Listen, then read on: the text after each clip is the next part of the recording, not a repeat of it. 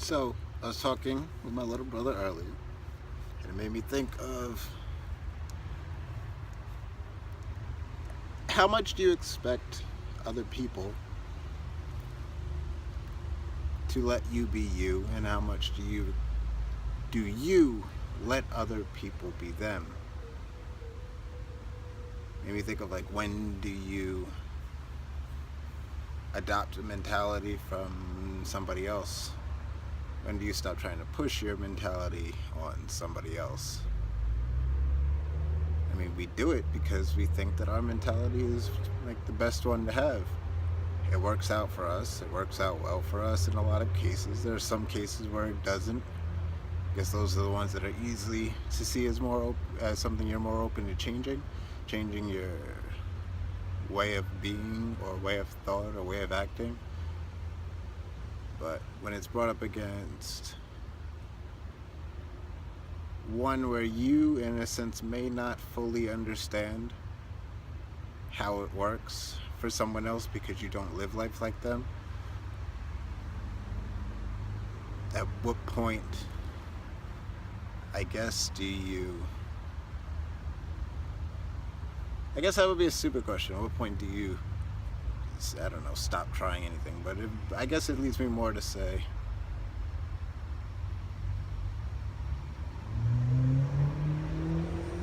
that, or ask, do you take that into consideration? I guess. Do you take into consideration the fact that you don't think like them? And anything that you say out of your mouth is going to come from a perspective of you thinking like you, which even gets lumped in when you're trying to think like them. There's still like that disconnect, unless it's a thought process that you've had before in your past. And remember that you've had before in your past, although even at that point yours is still different. He was telling me how I was much more of a dick in the past. And I'm like, I know that I have that in me, so it had to come from somewhere.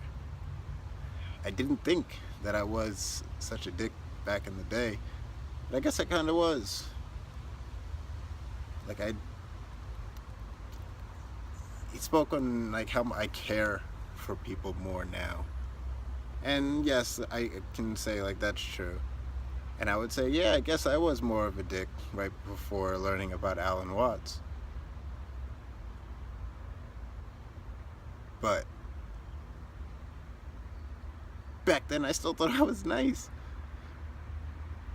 Like, I didn't think I was that much of a dick. I was like, I knew from learning later on and looking back into it, like I was kind of an asshole in some ways. But I didn't think I was back then. I thought I was alright. So it's like, alright, I know what that's like. But then there's certain ways that people are, and it's like I could say I know how that thought process goes. But if you don't step out of that thought process into a different one, or didn't go to that thought process from a different one, and that's just all you've had, it makes it a little bit more difficult to see things. Or no, it makes it more difficult to see things from another person's perspective, but even when trying to put yourself in that person's shoes, you're still doing it from a perspective that doesn't know what it's like to be that way.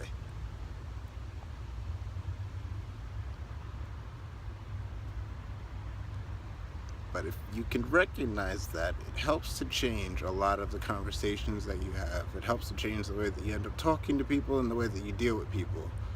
Like when you consciously accept, like, I do have only my life experiences to go by. So when trying to speak to this person, trying to understand them, I have to factor in whether I know what they really know what they're talking about, or know how they look at it, or if I'm just assuming based off maybe what you've been told about people who act like that, or dealing with one or two people who act like that. I don't know, I feel like I just went off, but whatever. But yeah, it took looking back on life to realize how I was an asshole, which led me to change being like that, which in turn led me to care, or to show care in a different way for a lot more people than I used to in any way, shape, or form. There's certain actions that I still did, but like I said, it was more savage. But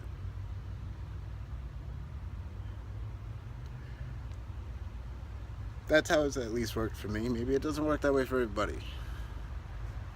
For me, being more conscious of the things that I'm saying and the things that I'm doing, because I look back on my past and realize that the things that I used to say and do were kind of fucked up. Things I do now are still fucked up. But I try to at least recognize them and change them, and do my best not to go back into them, although I do that too. I guess one that stayed consistent is I became a nice guy. Have a good one. Zen thoughts.